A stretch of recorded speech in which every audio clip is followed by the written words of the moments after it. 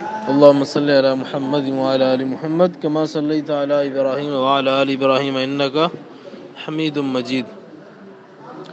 ہمارے جو دروس کی ترتیب چل رہی ہے حضرات طالبین کی، اس درس کی حدیث نمبر 6 المرء مع من احب، ٹھیک ہے۔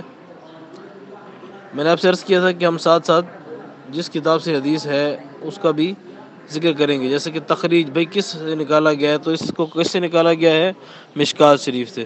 اور ان کے راوی کون ہیں اس حدیث کے؟ حضرت عبداللہ ابن مسعود رضی اللہ عنہ۔ المرء مع من احب، آدمی اس کے ساتھ ہوگا جس کے ساتھ اس کی محبت ہوگی۔ حضرت عبداللہ بن مسعود فرماتے ہیں کہ ایک شخص نے رسول کریم صلی اللہ علیہ وسلم سے سوال کیا کہ آپ اس شخص کے بارے میں کیا فرماتے ہیں جو کسی بزرگ سے محبت رکھتا ہو، عمل کے اعتبار سے ان کے درجے تک نہ پہنچے؟ تو آپ صلی اللہ علیہ وسلم نے فرمایا المرء مع من احبہ۔ یہ تشریح کس لیے ہے کہ حضرت عبداللہ ابن مسعود فرماتے ہیں کہ نبی علیہ السلام نے حدیث کس وقت کہی؟ تو اس وقت کہی کہ ایک شخص نے آپ سے سوال کیا تھا کہ یا رسول اللہ، جو شخص جس کے ساتھ محبت رکھتا ہو تو کیا اس کا معاملہ کیا ہوگا؟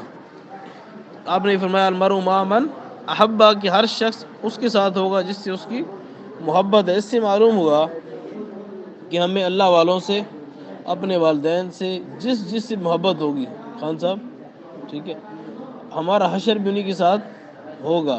اس لیے ہماری محبت کس سے ہونی چاہیے؟ اللہ سے۔ ہماری محبت کس سے ہونی چاہیے؟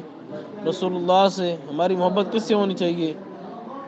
اصحاب پیغمبر سے، تابعین، تبع تابعین سے، یعنی نیک لوگوں سے، ٹھیک ہے۔ اور کوئی بھی شخص، ایک صحابی تشریف فرما تھے، حضور علیہ السلام فرمایا بھائی، انہوں نے پوچھا یسألونک عن الساعہ، سوال کیا کہ اے اللہ کے نبی قیامت کب آئے گی؟ تو آپ صلی اللہ علیہ وسلم نے فرمایا بھئی آپ نے تیاری کیا کی ہے؟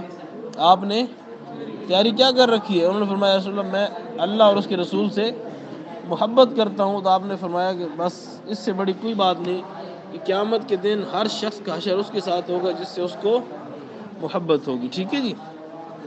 تو اس حدیث کی لغوی صرفی تحقیق تقریباً ہو چکی ہے کہ مع جو ہے المرء، اس کا پیچھے ذکر ہو گیا پچھلی حدیث میں۔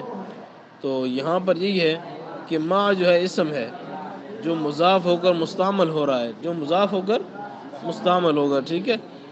اور احبہ جو ہے یہ باب افعال سے ماضی واحد غائب کا صیغہ ہے۔ باب افعال سے ماضی واحد غائب کا صیغہ ہے۔ اور اگر اس کی ہم ترکیب کی طرف جاتے ہیں، کس کی طرف؟ ترکیب کیا ہے؟ تو ترکیب المرء مبتدا اور مع مضاف، ٹھیک ہے جی۔ من موصولہ، احبہ فعل، ہوا اس کا فاعل، فعل اپنے فاعل سے مل کر جملہ فعلیہ خبریہ ہو کر صلہ ہوا، کس کے لیے؟ من کے لیے، ٹھیک ہے۔ صلہ اپنے موصول اور صلہ مل کر مضاف الیہ ہوا، ٹھیک ہے، مضاف الیہ ہوا، اور مضاف الیہ مل کر خبر ہوئی مبتدا المرء کی، اپنی خبر سے مل کر یہ پورا جملہ کیا ہوا؟ الجملۃ الاسمیہ، ٹھیک ہے جی۔ بات سمجھ آ گئی؟ تو یہ کل جو ہم نے یعنی کہ آج کی حدیث ہمارے